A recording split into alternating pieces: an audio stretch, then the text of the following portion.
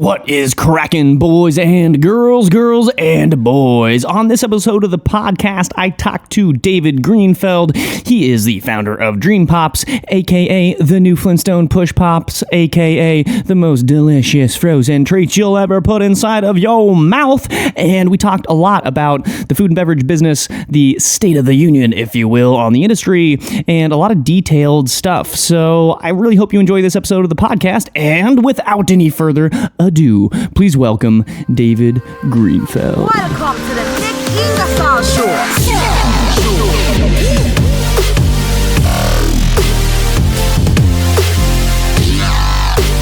What is going on? Mr. David in the house. What is happening? Happy to have you here, man. We're talking about Dream Pops and all kinds of food stuff. Dude, it's a pleasure to be here. Nick, thank you for having me on. I'm excited. I've been listening to your content, and I'm pumped to be here. That's awesome, man. Yeah, likewise, dude. I was thinking in preparation for this, I was like, what is my history of consuming like frozen pop-like treats or ice cream or, popsicles, that whole thing. And as a kid, I have this strange fond memory of just consuming like those Flintstone Push Pops. Dude, Flintstone Push Pops are money. On top of that, did you ever have the SpongeBob popsicles with the bubblegum eyes? No. There, honestly, someone needs to just consolidate the wild, sugary confections that we had over like 20 plus years growing up. Bubblegum eyes. I mean, let's think what else you got. You got Rocket Pops. I mean, you name it, man. We ate it. The Rocket Pops. Rocket Pops are the 4th of July, Yep. American flag colored ones, right? Yep, end up all over your face. Yep. You got blue, white, red all over, your cheeks and your lips, you name it. What a great eating experience. Yeah.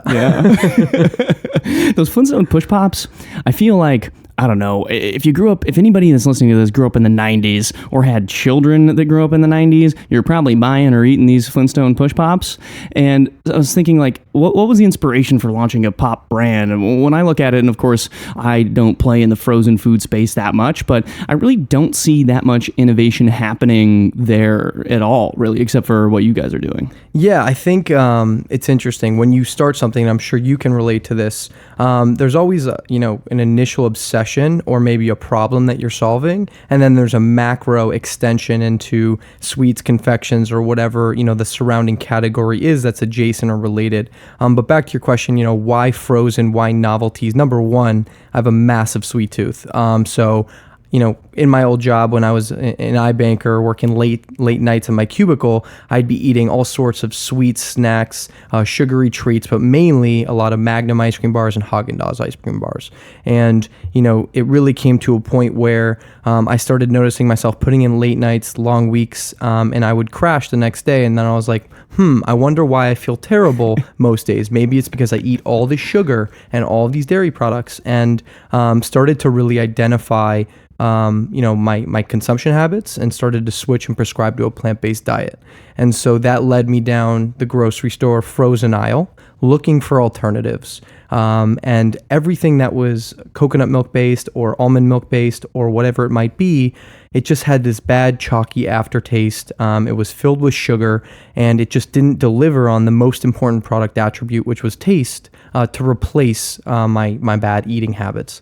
And so initially that spark was like, man, frozen snacking has not kept up with the times. It's something that I've been conditioned to love via our SpongeBob Pops, our Rocket Pops, our Flintstone Pops. We love these sugary confections, but why hasn't anything really kept up with a functional, better for you approach? Right. And do you find that, and at least I've found in certainly the past, call it 6 to 8 years, there was sort of this thing where a lot of the conventional snacks and frozen treats and things like that just ran the supermarkets. And now this influx of things like what you're doing, what I'm doing, all these smaller brands that are doing cool and unique and interesting things are sort of just taken over bit by bit.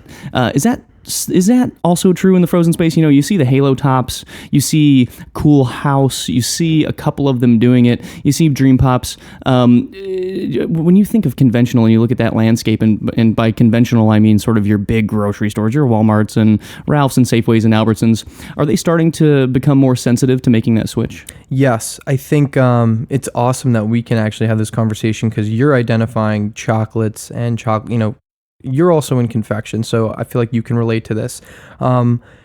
Realistically, ice cream is a very intimate product. People are typically very brand loyal once they've found their ice cream product or novelty that they love. I think that consumers are getting smarter about what they're eating on a daily basis and are realizing that the Nestle ice cream cone or whatever it might be just doesn't fit within their dietary restrictions. And so brands like Barnana, brands like the other ice cream brands, products that you mentioned, are looking for functional attributes and are making products that are more customized to a generation that's either want something more indulgent, exploratory, experimental, or frankly, healthier and cleaner. Right. I guess it makes sense, too. If you think about, some of these brands that are on the shelves now, and of course they've entrenched themselves in billions and billions of dollars in marketing and sales and team and all this stuff where they're very hard to, defeat in a lot of ways. And sort of it is the David and Goliath story, right? Like we are the Davids, which is hilarious, actually, talking to a dude named David against the Goliaths of the Nestles and things. And I feel like, if you think about the older generations, be it our parents or our grandparents and things like that, they were driving cars that they grew up with. Like, we're not driving the same cars. We're not wearing the same clothes. We're not. And so it would make sense that Butterfingers or whatever is just not going to be sort of our generation's cup of tea. And I don't know why it's taken such a long time for food and beverage to really do that, but it is finally, and it's kind of cool to see. I guess it's lagged behind some of the other consumer products. I think it has to do all with, a handful of factors. One is the attention funnel. So previously, these multinationals, they had the capital and the budgets, and they understood media distribution, traditional media distribution. So they could put out the big Super Bowl ads, could distribute their commercials across traditional television and linear television. And now, people like myself and Barnana and your brand, other brands, can really create a world for their respective lifestyle brand. I mean, what you guys have done, even extending into in real life with the banana car, like that's iconic. Like, that is something at the level that a Kraft Heinz or a Mars does. And so when somebody can compete with that attention funnel, capture that audience and those eyeballs and those impressions, and build a brand on top of that, on top of really accessing some real consumer innovation, and allowing the customer to discover you in the same distribution channels, I think a generation is just going to have more affinity towards a product like yours that's really communicating to them and with them where they live. And that's back to, where do you and I discover new products? On traditional television? Nope. Omnichannel, on social, in real life, at pop-ups, when I see a banana cart, etc. Right. So, yeah, well, when you see the banana car driving down this street, it's badass. Kind of hard not to see, Yeah. It's funny, when I was rolling around with T-Pain for the Fuse TV show, everybody's like looking at us and waving and stuff, and he's, soaking it up. I'm like, hey, bro, you think they're all waving at you because you're T-Pain. But actually, it's because you're in a giant banana car. They don't even know you, man. Yeah, they don't even know who you are right here in the random place of Burbank. Yes. Yeah, that is an interesting point. And you do see it not even just in food and beverage, but sort of all over the place, sort of the democratization of access to mediums, like even this podcast, right? I mean, if you were going to try and do this in 1985, you'd have to be dealing with the FCC and be on KCRW, and do the radio guy voice. I think you could have been a radio guy in another life. I swear, man. I really think maybe, dude, Howard Stern versus the Nick Ingersoll show 20, 30 years ago. I'm convinced. Dude, it's one of those weird things, like the internet and our generation being one of the very first ones to ever have access and grow up with the internet natively in our lives, has just provided us so many things that I think a lot of people, including you and I, probably don't think about on a daily basis, right? Because you have your cell phone in your pocket and you're pulling it out and you're getting on the gram and Twitter and whatever. And, or even a podcast, like you don't have to pay to listen to this thing. Right? And I don't have to pay anybody to do it other than to just host the audio. It's totally democratized. And when you do see the Nestles and the Mondeleses and, et cetera, they got to be thinking, and they are adapting, but man, that's got to be a scary thing if you're the chairman of that board. I couldn't agree with you more. I just think that there is a serious disconnect in terms of understanding the audiences that are now looking for those types of better for you products. I mean, they did a phenomenal job over multiple decades, marginally innovating and providing the consumer with, low fat, low carb. I just think now there's also, on top of other variables we were talking about, there's access to capital. There's a lot more excitement of people who are putting real dollars into this space, into the natural food industry, and creating real innovation. When I look at your products, there's real tangible innovation that I don't know the history of hydrating bananas, but I'm assuming that supply chain wasn't quite as sophisticated as it is now, and you've probably propelled that. Much in the same way with what we're doing, popsicles have been made for the same way for multiple decades, hundreds of years, and we've actually created a new craft freezing method that is real tangible innovation that big guys aren't necessarily going to put the big R&D dollars into because it's unproven. And so guys like you or I who take these risks, yes, there's obviously capital risk associated, but if we can find something that's a breakthrough that offers a better product net, then I think that's a home run. Yeah, I agree. And, sometimes these big multinationals, they do have these little internal incubators and they try to make their own brands and stuff, and with varying levels of success, but usually it's a failure because they don't have. Can you think of one that's like a breakout hit? The only one I can think of is Bubbly. Okay. By Pepsi. That's it. That Michael Bublé commercial. Yeah, the Bublé. Oh my God. Yeah. That was amazing. Bublé. Bublé. And you mentioned it. They launched that with what? A Super Bowl ad. Yep. Right? Bubbly was all over the Super Bowl ad, and they were a little bit late to the game, trying to catch up with LaCroix and these other guys. I don't drink sparkly water, so, a Perrier and things of that nature. Yep. But most of them don't. They really, I think there was, might have been a Frito-Lay innovation. I think it was called the Flat Earth chips. I'm not fucking around, by the way. Flat Earth chips. Swear to God. Wait, recently? No, this was like, I don't know, maybe a decade ago, before this whole crazy people thinking the earth is still flat thing started happening, which is sort of a negative externality of the internet. But yeah, you can imagine, all these people that have, maybe they got their bachelor's and they got their master's and they, do their whatever for Deloitte, etc. Yeah. Which, no shade towards any of that. But then they get into this big corporation and they're very good at their function. And then the big corporation says, hey, we want you to be an entrepreneur now. So make stuff.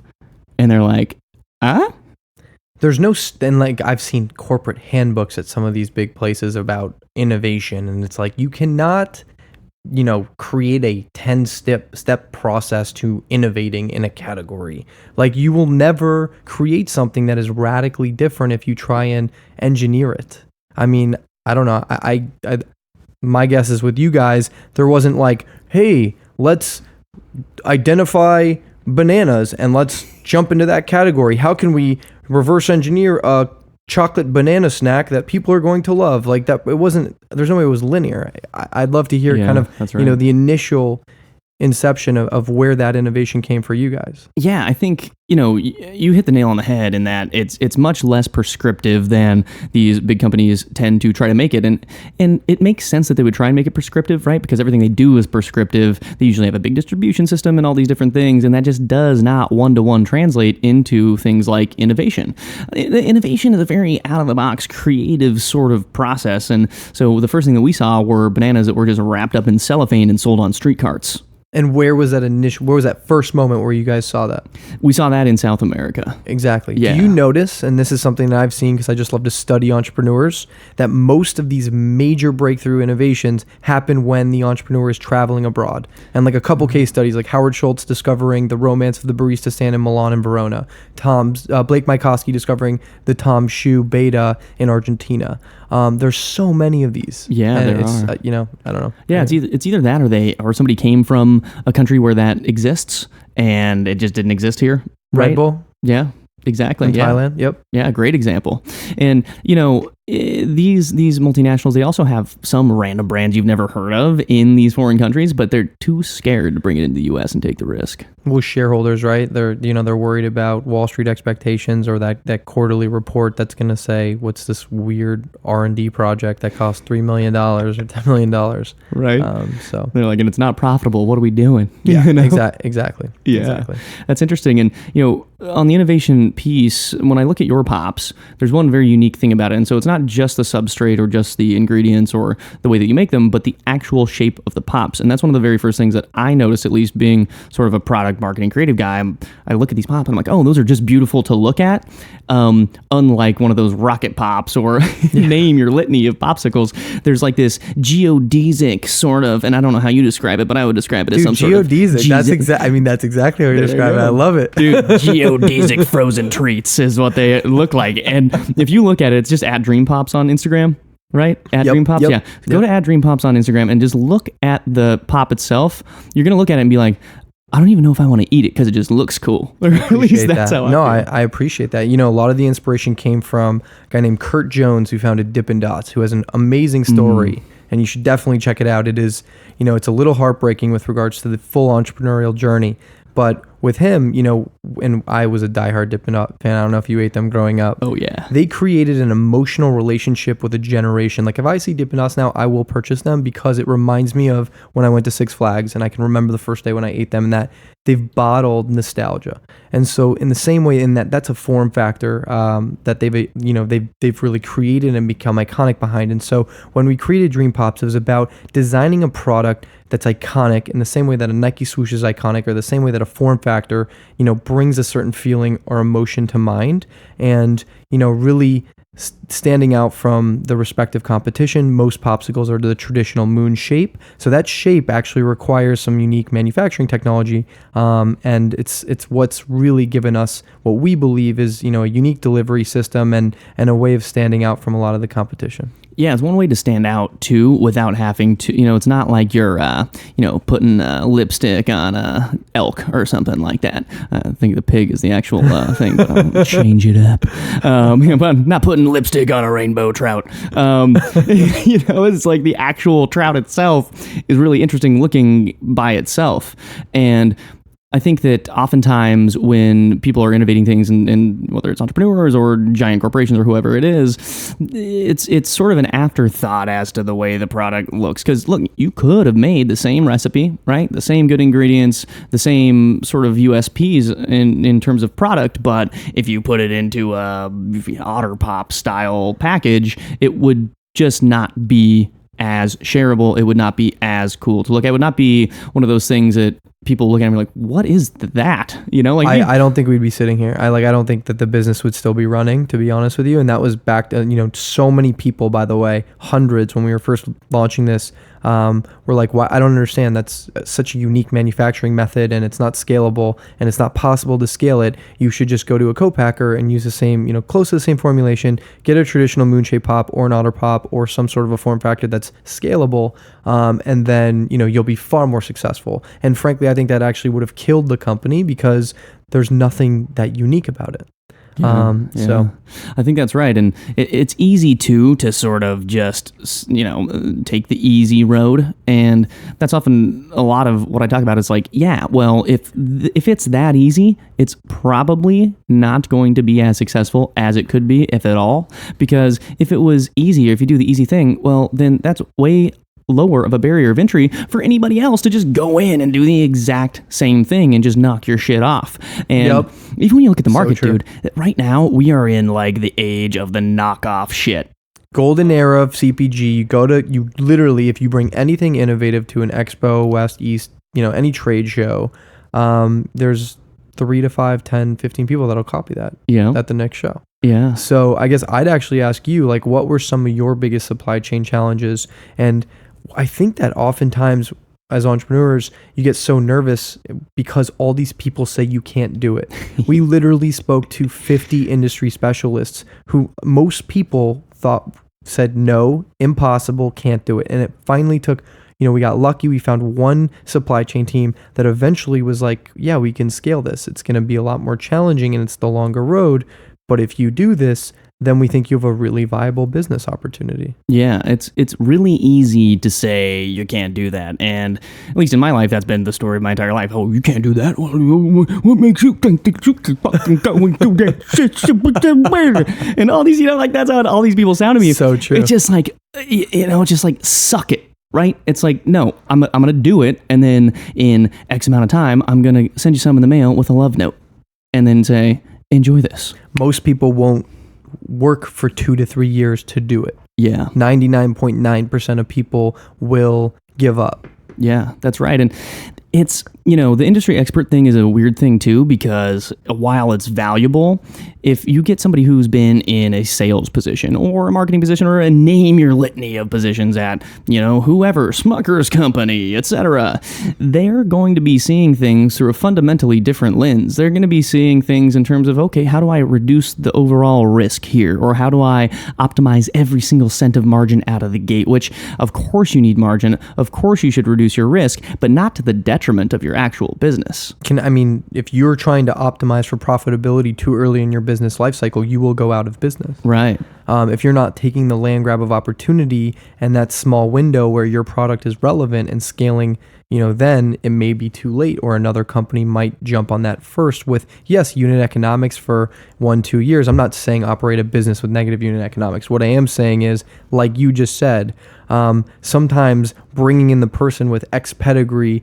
can actually, it's just the wrong part of the life cycle of the company. It can be to the detriment. Yeah, it's true. It's weird because you don't know what you don't know, but sometimes in not knowing, it's a hidden strength in the weirdest way. It's so true. Everyone's like, yeah, I was never in the food and beverage industry, and then I launched a food and beverage brand, and it was the best thing I could have done. And it actually is, because you're doing things that the blank corporate manual would think is a waste of time. And sometimes those unscalable things that you're doing create long-term lifetime value of the customer, virality, word of mouth, something that's going to allow your brand to step outside of even food and beverage and maybe even create cultural relevance. Right. And with your supply chain, are you vertically integrated? We are. You are. So we have a factory in South Central in downtown LA. In downtown LA. In what, Compton Watts? It's in South Central. Yeah, Yep. Just South Central General. It's one of those things where oftentimes you do go to a co-packer, and when you're dealing with a vertically integrated business, and Barnett isn't fully vertically integrated, but we have a very close relationship there. We sort of own the supply chain. When you're making something as unique as Dream Pops, how has the experience been out of the jump manufacturing your own product in that way? We were literally making Dream Pops in my mom's kitchen to start. And then we moved into a smaller space, smaller facility. We went shared kitchen, then smaller facility. And now we moved into, our largest operation, which has been really exciting. But, it's gone from a manual process where we were individually making these pops. We then assembly lined, the entire manufacturing process. Now we're automating the machinery and equipment and bringing in real scale. And, the second you 3x, 5x, 10x capacity, it's so interesting. I think that right now, I've seen a lot in food and beverage, and I'm curious if you've seen other models. There's really this revival of American manufacturing, which is really cool. Yeah. Because of the technology and the hardware that's available and the technological applications, there's this next gen of American manufacturing that I get really amped about. Like the fact that we manufacture our product, we're building unique equipment that's never existed. It makes me nervous because of the CapEx spend, but it gets me jacked up because it's like, I'm an American manufacturer. Like that feels good. That's cool. And it should feel good. And, I think that a lot of people that are not involved in manufacturing in any way, they hear, made in America or whatever, and they think it's a political thing. No. It is an economic thing. It is you should make your things close to you. It is the best possible thing so long as the cost makes sense to do that. And there is a big revival going on. You see it, even our packaging is all being made in the U.S. now, where formerly before you had to go to China to get the equivalent technology, mostly because it was banned in the US. But like, there is a revival. I mean, you can look at Tesla, you can look at any number of businesses. Even Jocko Willink has now I'm going to blank on the goddamn name of the Origin Maine. And it's this thing in Maine, of course, where they make jeans and jiu-jitsu gis and all these things. And it is really cool to see, and I do think that as we start to see the more traditional manufacturing jobs go away, your mining and your oil stuff and things that may be sort of automated away in the future, there's a whole different generation of manufacturing that can be held in the US, and I think that's something special. And as that continues to happen, imagine the types of products we're going to be consuming, even in food and beverage, in 10 years. Like, I know that it almost sometimes is like, oh my God, another CBD water or whatever functional beverage or food or snack, or you could argue ice cream, is coming onto the market. But if you really think about it, it's such an exciting time to be it's probably the best time ever to be a consumer. Think about all the options we have when you go to your local Erewhon or Whole Foods, especially here in LA, like what we get to consume. It's kind of mind-blowing. It is mind-blowing. It really is. And I grew up in a very small rural town in the middle of nowhere, Nebraska, and even there, it's starting to get there because they now have the internet at scale. Growing up, that was the only way that I knew I wanted to move to California, is because I could see it on the internet. Yep. And then I could go on Yahoo Chat or AIM or MySpace or whatever and talk to people that live there. And so by the time I moved to California, I already had friends on the internet for 2 years. And the same is true for the access to products. Like, these retailers in remote areas of the country see this cool stuff, and they're like, well, why can't we have that? Why does it have to just be in LA? And even retailers like Walmart are starting to open up and say, well, we need to get ahead of this because we definitely don't want to fall behind. Totally. I mean, even now, all retailers, the Walmarts, Targets, Costco's, obviously Whole Foods has been, there as well. They're really excited about these challenger brands, which gives so much opportunity to CPG and consumer entrepreneurs who are building these next gen brands. Yeah. So. And before this, you were in investment banking. Is that what you're doing? I was, yes. Yeah. Suit and tie every day. Hey, you little Wolf of Wall Street guy sitting across from me. A wolf in sheep's clothing, if you will. No, I'm just kidding. As you have a nice Icelandic sheepskin behind you. Yes. No, that's fascinating, actually. I think oftentimes when entrepreneurs do start something, they don't have, at least in my experience, and this is certainly something that I have noticed, and people that have reached out to me, even through the podcast of just listening, they don't know, or there's no real person to tell them. It's not something they teach you in undergrad, in college. It's not something they teach you even when you get your MBA, is like, so how does this whole financing thing work? What are the terms? What are the this? What are the that? And I don't know, man. I feel like, at least in that particular regard, you at least had some foresight into what you were getting into. How did that play? Was it just being around these sort of private equity money dudes that was like, I know how those people think? Or how was that? Yeah. So initially, to be honest, when I think about my experience in banking and kind of how, what I was focused on, the goal there was to learn as much as humanly possible. I will say some of the smartest people I've met and come across are in finance, whether that's in private equity, growth equity, VC, and investment banking, consulting. You have to be brilliant to really, build these financial models, understand the businesses inside and out. You literally find a new company and you learn everything about them within 1 to 2 months' time, and then you're expected to, pitch 30, 50, X number of people, and then sell that company or, get financing for that business. So you need to become an industry expert in 1 to 2 months, and you're doing that every time you bring on a new company. So it's an incredible place for learning and education. The problem is, it requires a lot, like so much work and output, and then the hours are, pretty intense. And most importantly for me, I felt that I was prioritizing financial gain, and I was losing, I do see myself as an artist. Fun fact, in another life, I was also a hip hop artist and a rapper, and I still freestyle on occasion. Sick. Love music. Unrelated, but bottom line is, I've always loved also just entrepreneurship. I tried to start a box wine company in college with a close friend of mine to break the stigma associated with box wine. So I had my first taste of food and beverage. Quick anecdote: when we launched the box wine, Just Wine, shout out to Max Hinchman. Shout out to Max? Max Hinchman. Max Hinchman. He's the man. We launched Just Wine, which was a beautiful, ironically geometric boxed wine. And we put them into 3 Whole Foods, and we didn't realize that if there was yeast in the bladder, and we actually didn't fill them properly, they might actually explode. So we had boxes of Just Wine exploding on Whole Foods shelves, and we were quickly kicked out of Whole Foods, and that ended my wine career. But That's it was insane. It was wild, but an incredible experience. And that was my first dabble and taste of CPG, and enjoyed it. And then went into banking after that. And I think having a little taste, studying the wine industry, understanding packaging and packaging differentiation was enough of a spark and excitement to eventually go into it later. But really thinking through, I also learned, how much capital is required for these businesses. Understanding unit economics, looking at your margins, and ensuring that you have a realistic point of view when diving into CPG, because as I'm sure you can share with everyone, consumer brands take 3, 5, 7, 10, 15 years to build.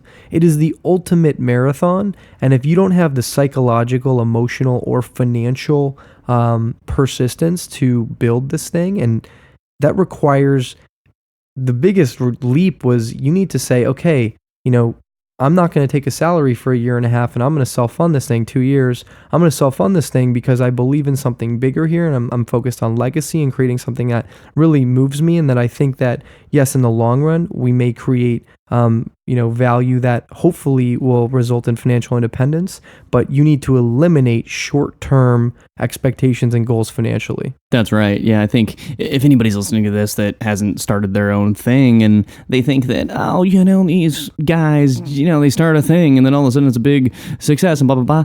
It's just not, it's like a super dirty, depressing sort of start to stuff, when you're self-financing it. If your family doesn't have money, if you don't have money, what are you going to do? You're side hustling at night, every single night. You're sacrificing your relationships with your family or your friends or your girlfriend or your boyfriend or whoever it is. And, I think that, like you said, it really is a marathon or a triathlon in some ways. It's this really long, grueling, mentally straining, physically draining thing. And, it takes a lot of capital. It takes a lot of psychological perseverance and strength and self-belief. It's, you don't want to be overconfident and be boastful, because everybody sees that as just being a douchebag.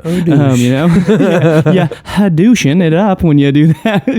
Get my gold watch and pose next to a rental Ferrari. You don't want to do that. But you do have to have the self-belief that I'm going to enjoy what I'm doing, and then therefore hopefully be financially independent in the future. What has driven you through those really difficult times? Because they just obviously come with every business. Yeah, I think for me, man, the majority of my life I just grew up so poor, that I was never in a million years ever going to allow myself to live like that as an adult. It's just not going to happen, And so the number one thing that you can control is the amount of work that you put into things. That is the single most controllable independent variable that you can, work smart all you want, whatever, but the more hours you put in, or the more hours you're putting in, period, right? And so that's always the approach that I took. It's just whatever's happening now, it is not going to be any worse than what I already came from, right? I used to live in neighborhoods like South Central in San Diego, and before that I was living in sort of the rural poor, and that, at least for me, has always been the thing. It's the self-belief, it's the drive, I'm never going to allow myself to be like that. I'm just not going to let that happen. I made that decision when I was a teenager, to get out of there and to do that thing. So for me, it's been that, and I think in large part, at least, a lot of it is discipline too. It's it's one of those things where you have to have discipline in everything to have discipline in anything. And if I ever feel myself, it's been a hard day and some shit happened or whatever, and you still got these 3 things you need to do at night, and then you sit on your couch and you're like, you know what? I had a hard day and I'm just going to feel sorry and watch YouTube videos. And then, you tell yourself, no, you're not, bitch. Discipline. Have to do it. Have the discipline, get your fucking ass up and do those 3 things, and that's actually going to make you do more of those things in the future. And so, at least in part, that's how I deal with a lot of it. Have anchor habits helped you as well with that discipline? Like for me, I've had to create certain anchor habits that I've done consistently that help me stay disciplined. I don't know if there's something that you do, whether that's working out or meditation or Anchor habits. Yeah. I mean, I do make a habit of always sitting down and writing, always. And that's future planning. That is sort of, your daily, weekly to-dos as well. handwriting. Always handwriting. So you were all always. like when you have a chance, where you're sitting, you will always just to-do lists or creative writing or to-do list, creative writing, brainstorming of other wild and different things. My brain goes in a million different ways in terms of creating like stuff that I'll probably never launch. I have a book called just a book of bad ideas, and it's all like That's the awesome. terrible entrepreneurial ideas I've come up with over time. But yeah, I really do think taking your thoughts and writing them down with a pen and paper is super important. It's a fundamentally different sort of exercise. Your brain connects with the paper and the pen in a different way than it does on the computer. And oftentimes I'll take those notes and I'll put them onto the computer if I feel like I need to archive them to keep them for some reason. But that's one of the main ones, of course, working out and jiu-jitsu and kickboxing and all the rest of it as well. But what kind of anchor habits have you built in? Is this something where it's a daily habit or a weekly habit, or one of these things that sort of trigger your mind into doing a subsequent task? Totally. So about a year ago, I went a little meta. And, I do work with a life coach, Kai. Shout out to Kai. He's the man. He's changed my life. Incredible guy. Every Sunday, we have about an hour session, but he's helped me create, it's every day I do about a 30-minute meditation. It's either in the morning or at night, typically at night. It's a combination of breathing exercises, some breath work, gratitude. So really deep on gratitude for everything in my life that I'm grateful for, and then it ends with a visualization exercise and visualizing everything on a personal and professional level that I need to accomplish, and then dialing into personal mission for what I want to really just contribute to the world, and doing that consistently for. Literally, I'm on day 290 today of 290. But who's counting? But who's counting? And I've noticed that since I started doing that, obviously working out and running and eating well, those are important, but this has been a game changer for me within the last year. That's interesting. Yeah, I think that and you hear a lot of people talking about visualizing things, but I really am a huge believer in that. And especially when it comes to difficult tasks, if you have to go up and do something, if you're pitching your startup, or you're doing public speaking, or you're doing this goddamn podcast, or whatever it is, like you kind of have to if you put your eyes into the eyes of that future person who is you in that moment, it then allows you to say, okay, well, what is the worst thing that could happen in that moment? And then, what is my best self in that moment? And then you focus on that. And then that's how you will act in that moment. It's almost like you're practicing it without practicing it. It's like, practice makes perfect and all that. Well, it's kind of like doing that just in your mind. Do you ever put yourself purposely in as many uncomfortable situations as possible to make yourself grow? Oh, yeah. I mean, that's, a story of my entire life. I love it. It's such like, you want to, give that speech to or, I don't know, I'm not thinking of great examples on the spot, but anything that will make me uncomfortable, like with that discomfort comes growth every time. Yeah, same. And the more that speech, things, that interview, whatever it is. Right. And the more ways you can sort of build that into a thing that you do on a more consistent basis too, I think is important. Like, at least for me, if I go out bow hunting in the forest by myself with a bow and a sidearm and just trying to figure shit out for 7 days straight, that's an incredibly difficult task. And, it's things like that. It's things like jiu-jitsu where you have, a grown man on top of you and you can't escape and you're getting crushed and you can't breathe and they're trying to rip your face off, and it's things like that where you overcome them. And it definitely makes me more resilient. I love that. Yeah. That's awesome. Yeah. So hold on. I want to talk about this rap thing because it already escaped out of my head. So, musician myself, not rapper, of course, but I do enjoy. What do you play? Well, I started out singing in the choir when I was a young kid, and then I was in several punk bands and death metal bands, things of that nature. And now I mostly write acoustic Americana style music. Epic. Yeah, as you can see, all the fucking guitars on the wall. Yep. But what kind of? Well, actually, I'm gonna start by asking you, who are your favorite modern day relevant rappers? Number one that comes to mind is Logic. I knew it. I love Logic. Just gonna say. Oh man, I've been following Logic for forever. He's just, there's a level of intellect.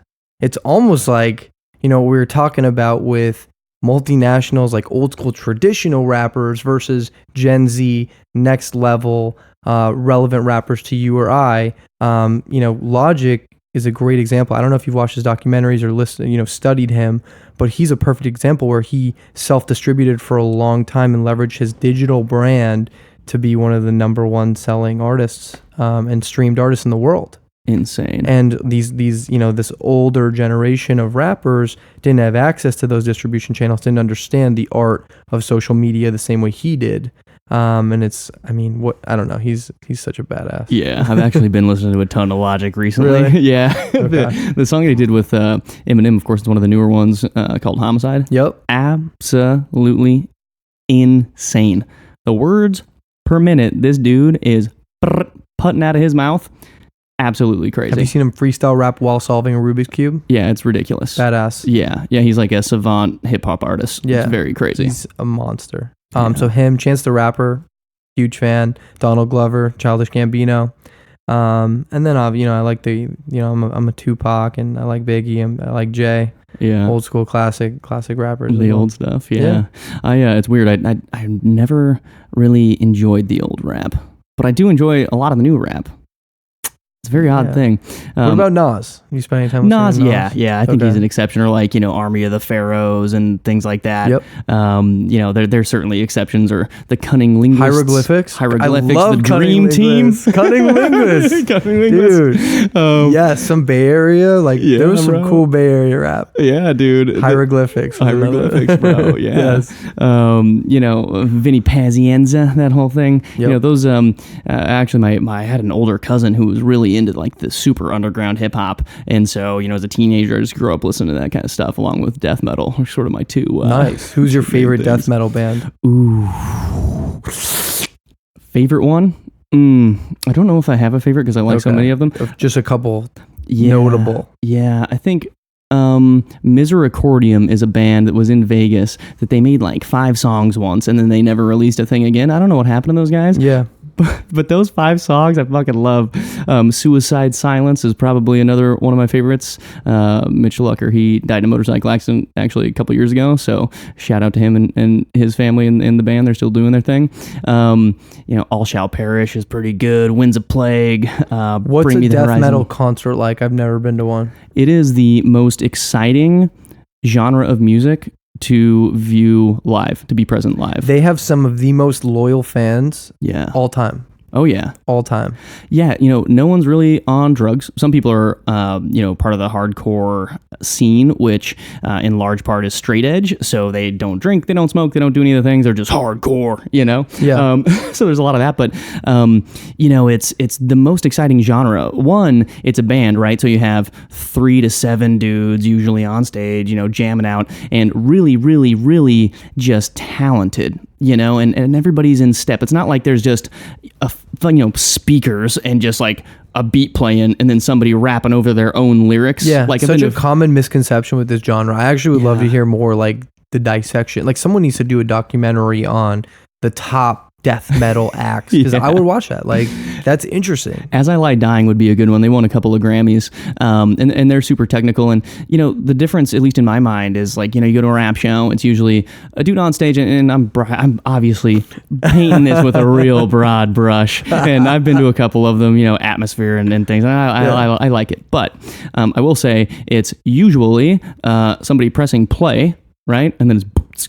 Yep. And then it's the rapper up there. And oftentimes they're just rapping to the sound of their own voice, almost like a karaoke. They're doing karaoke to their own song most of the time. Yeah, most of the time the lyrics are playing in the back while they're rapping over it. Which is so awkward and weird. Yep. And, you know, and there's also sometimes like 20 other dudes on stage just like jumping around, like, you know, just the weirdest shit I've ever seen in my life. And with EDM, everybody's on drugs. I love EDM as well. Shout out to EDM. I love EDM, but, you know, everybedy's on Molly. And sometimes the DJs are actually mixing and doing their thing, like the Steve Aokis and sort of the black belt level guys. But a lot of them are just going doop doop doop, and then just fist pumping the rest of the time, you know. Yeah. But yeah, with metal, you can't fake it. There's no other way to do it. Like you have to. The drummer has to be on point. The guitar player's got to be in rhythm with the drummer. You know, the whole bit really has to work together, almost like a miniature violent orchestra. I love it. Did you have a death metal band? Oh yeah. What was it called? Well, one of them was called A Deadwood Calamity. Okay. Yeah. And so that was, we had a keyboardist at the time. So, yeah, we called ourselves keyboard metal. But yeah, man, it was really fun back in the day. Super cool. Back in the day. Yeah. Yeah. So rap. So you were rapping. What was that like? Yeah. My, our hip hop group's name was Lifestyle. The Y and the I were flipped, so it's pretty cool. There you go. I think, look, it was in college. It was myself, Daniel DeCiro, Melody Corsandy. Shout out, what a squad. We had one song. It was called Mother Nature that kind of went viral. We put it out as our first song, and we were just having fun with it. And the next thing we knew, the song had like hundreds of thousands of views on YouTube. Wow. And that was back when like that wasn't really a thing. It was just a couple pieces of content would go viral. And so this first song we put out, was a hit, and it was great. And that led us to just, we put out an EP, we did an album, we did shows, we performed at Berkeley, we performed at Santa Barbara. And that was, I really missed that. I think that was such a creative point in my life where we were just, we made hundreds of songs, threw on a beat. I'd even produce some beats, and I think that I'm sure you can relate it. I feel like you take a lot of that artistic creativity with a lot of the marketing and all the work that you do with Barnana. It's funny. I was just gonna say that. I feel like a lot of the entrepreneurs that I know and respect, they also were doing or have done or continue to do other just weird shit. Like being a hip hop artist is weird shit. Yeah. Death metal bands, totally weird shit. And like, even though it doesn't make logical sense to one-to-one translate into something like a startup, it actually tends to be pretty highly correlated in strange ways. I feel like, especially the ones that you see that are really focusing on brand and marketing and things of that nature, a lot of people have interesting and different backgrounds than you would suspect. Like, you're not getting your sort of straight-laced valedictorian accounting major guy that goes out and starts the next whatever company. It does happen, right? But not nearly as often, I don't think. I think that entrepreneurs generally tend to be a little bit more creative. I think there's this fearlessness that you obviously embody, or just willingness to really try, like radically test things, and not give a fuck what other people are going to think about you. And it takes, to start a death metal band, to be a Jewish white rapper at Berkeley. There were people who were like, who the hell is this kid? Like, that thinks he can rap. And I was terrible for the first few years. And then, I could eventually, spit bars, and it was cool. Yeah, that was awesome. One of these days, we're going to do whenever we do another episode of this. I'm down. I'm going to beatbox, and then you're going to throw some freestyle. Done. That's going to be Love awesome. So like when you're building this business and you're in Whole Foods and you're doing your thing, sort of what do you see as the future? Obviously you're building the team, you have manufacturing to worry about, you have the brand to worry about, you have awareness to worry about. How do you section those things off in your mind and say, man, if we can just do these 3 things for the next 24 months, that's really going to get us to where we need to be? Totally. I think, it's oftentimes where, you find something. It took us about 2.5 years to find product market fit, whether that was packaging, pricing, how we were selling the pops, how we were marketing and communicating them.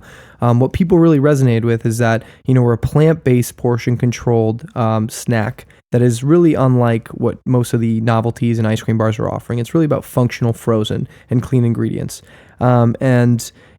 Back to your question, there's so many opportunities and extensions and line extensions and different products you can launch. You have to be so laser focused on what you're trying to accomplish. With us, we're trying to take this from 400 grocery stores to a few thousand, making sure that we're really focused on the velocity in the channel, and that you're not just, I see a lot of brands that I've studied that they'll just spread themselves so thin, like it's all about chasing door count, but realistically it's about having velocity, and strong retail partners that are supporting your growth in store, and then using that data to grow an additional strong doors or with other retail partners. So focusing on velocity, and then for us, what the vision is long term, in the same way that the Beyond Burgers and Impossible Burgers of the world have identified alternative meats and proteins. We're looking at the dessert and confectionery category and looking for nostalgic treats and sweets,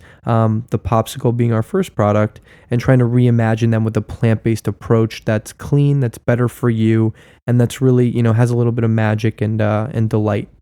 So, magic and delight. Delightfully imagined. Delight and magic. It's interesting. You said something there that resonates with me, and I think a lot of people that listen to this too, and that haven't started a CPG brand that's raised money and is scaling.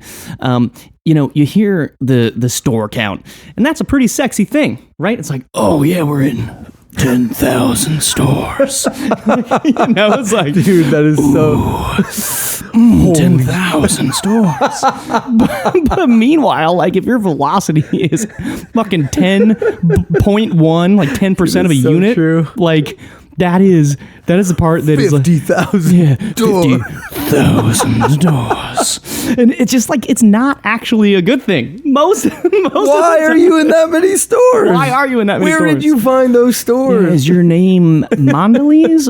How are you in that? Why? What's going on? Like, until your awareness builds to a certain point where you can ensure the velocities are happening in those stores, what ends up happening is you get discontinued eventually. De-seed, the scariest thing in CPG. Oh, yeah. And it's easy to get done, too. Like, maybe even you have a bad sales guy in a region.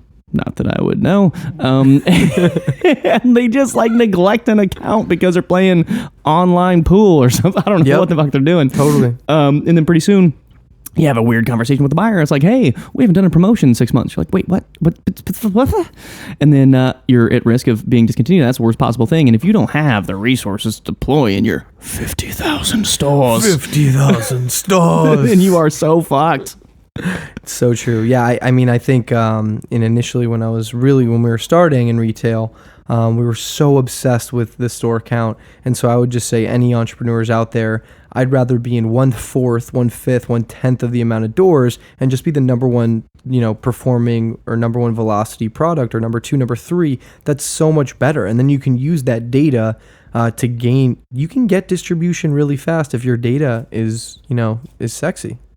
That's right. And, it's like, have a smaller amount of stores, focus on a channel that makes sense because, if you're doing your test stores in Whole Foods and then you try and take that story to Shell gas stations, they're going to be like, cool, but 80% of our consumer base are truck drivers or whatever. I don't know if that's true, but something like that, right? And so it is slowly building out. Well, what is Whole Foods most relevant to? Well, it's pretty damn relevant to Albertsons and Safeway and Walmart, right? And so you go sell that story to all of them, and then eventually maybe you do a test in a smaller Shell-like station, see how it goes, and then you take that story and sell it and go on. I think that oftentimes too, in food and beverage at least, and CPG more broadly probably, is when they go into retail, they're just kind of master blasting.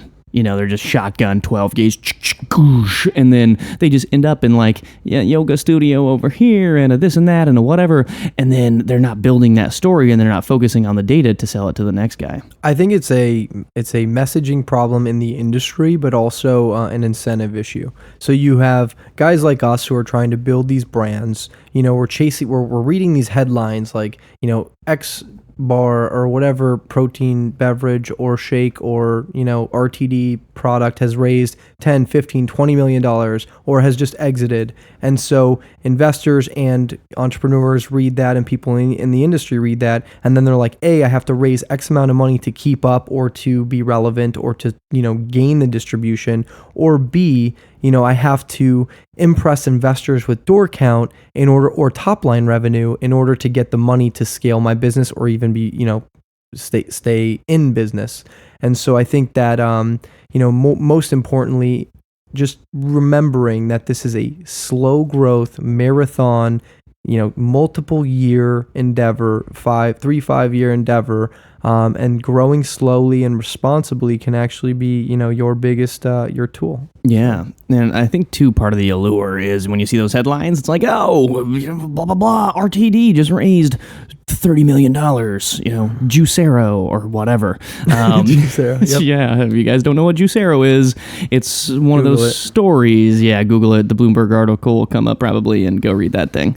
And so, like, yeah, you get a little bit disillusioned by like, oh, this must be the path, right? Like, oh yeah, you got to raise 30 million to keep up with whoever. And like, not that that's necessarily the wrong approach in all situations. If you're a second, third, fourth time founder or something like that can get a crazy valuation to justify raising that much money. But I feel like, there's so much money in the ecosystem, at least right now in this current economy, that if you do have something that's unique and different and awesome and has sort of a velocity story, it has a product story, it has these things, like, there's going to be money out in the market so long as you know what you are doing or find out how to do that from somebody who has done it. And with that, it's up to you to spend that money how you wish. You don't need to go put a billboard on Sunset Boulevard to stay relevant. And I think it's also the founder just diving deep and having that awareness of, do I want to be a venture business, a venture-backed business that needs to raise 10, 20, 50, $80 million? Or do I want to slow grow this thing? Because there are plenty, the GTs of the world, the RX bars of the world, that built their businesses just by cash flowing them, building really profitable, profit-driven strategies, and just proving that people would buy the product with a built-in margin. So, yeah, that's another good point. Is the decision to make to raise money to make money is a big one to make, right? Because as soon as you do that, you have business partners, basically shareholders, right, in your business, that they are going to want to see a return, and there will be certain expectations placed on the performance of the business. Whereas if you were able to raise $0 in a hypothetical situation and do your thing, well, if you only grew at 2% this year, well, nobody cares but you, so it's all on you. Whereas if you did that and you're backed by whatever, right, they're going to be looking at you and be like, hey man, what's going on? Yep.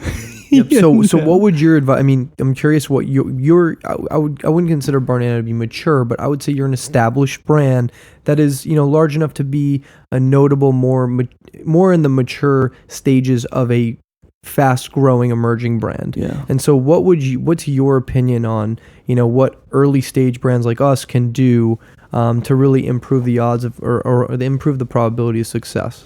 Yeah, I think the first thing is to know what the exit strategy is and just be real about that.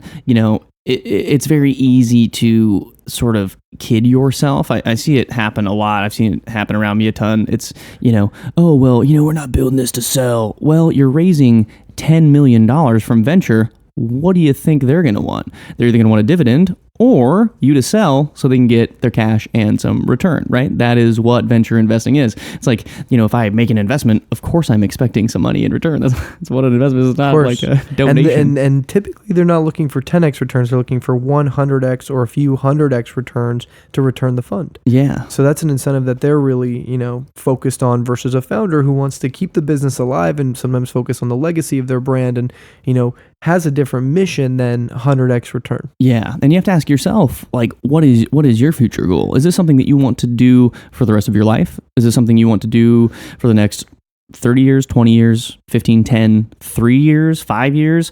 Whatever that answer is going to sort of create the output that you need to solve for, right? Because if your idea is, I want to get in here, I want to build an awesome brand for 5 to 7 years and then sell it and then do a next thing, great.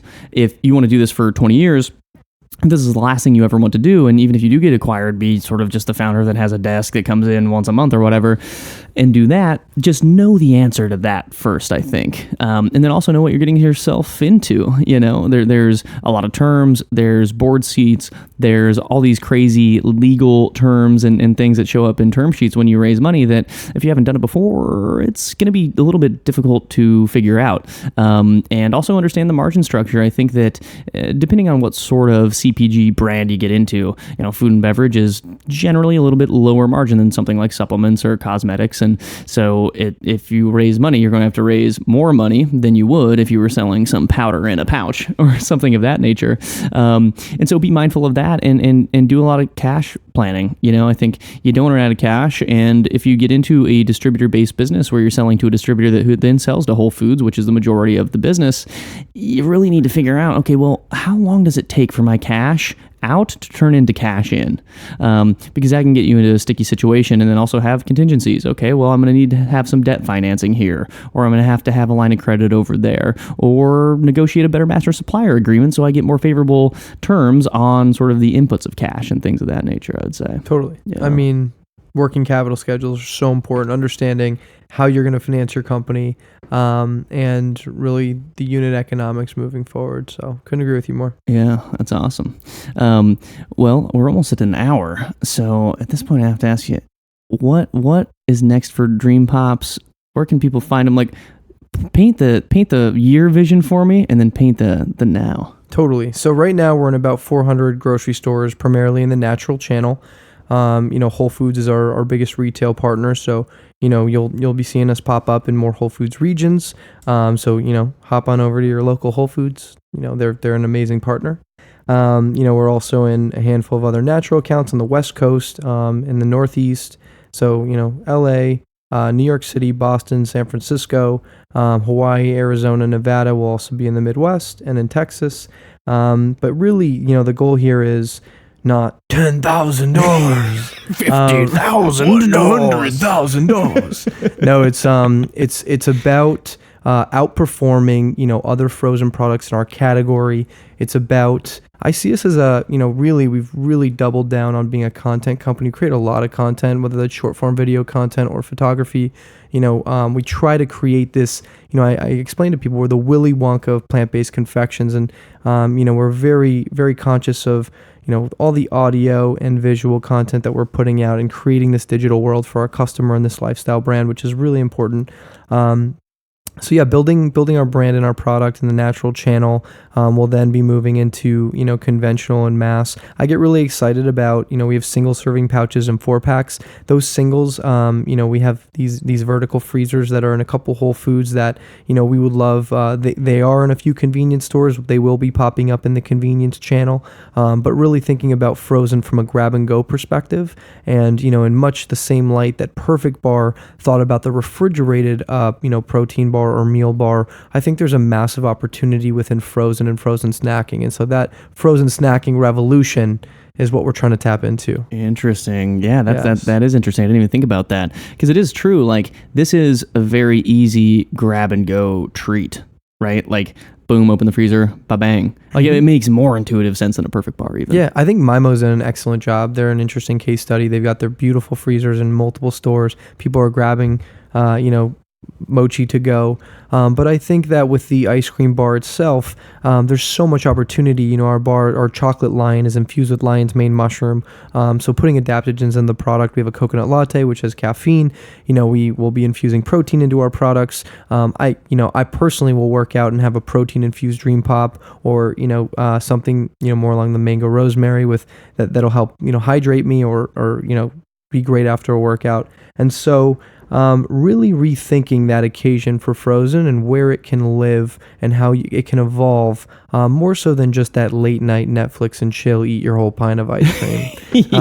We're kind of the antithesis of that. So rather than, a lot of companies are eat the whole pint. For us, it's about portion control. It's about snackability. It's about clean ingredient stacks and just reimagining ice cream for the next generation. That's awesome. Man, when you were describing those flavors, it's like, I need some chocolate with adaptogens in it, bro. Lion. Chocolate lion mane. Yeah. So go into Whole Foods, buy these damn things. They are extraordinarily delicious. You will easily be able to identify them by their geodesic structure. Dude, the fact that geodesic makes me so happy. Tetrahedrons. There you go. There's a lot of unique shapes that we're looking into. That's awesome. And you can go to dreampops.com. To find them, you can go at Dream Pops on Instagram. The Instagram of Dream Pops, as David was just saying, is really cool. They make a lot of really awesome content, so they're not going to just fill your feed full of some bullshit. It's actually a really good feed to look at, so go follow them. And then where else can they find you? Your Instagram? Yeah, at Dave_Greeny. Check us out on LinkedIn. And then, we've been dabbling in TikTok. I think TikTok's a really interesting platform. So check us out at Dream Brands on TikTok. At Dream Brands on TikTok. You heard it here first, folks. Get on that TikTok. Thanks, bro. Thank you, man. Thank you guys so much for listening. I hope you enjoyed that episode of the podcast. We got pretty deep into the food and beverage space. And if you do like this show, please don't forget to press the subscribe button. That would help me out a ton. And also let me know there's somebody out there listening to the show. And if you like it, go ahead and tell your friends if you think they would like it. And if you could, write a 5-star review and let me know what you like the most, because then I can do more of that good stuff. And until next time, I'll chat at you then. Peace.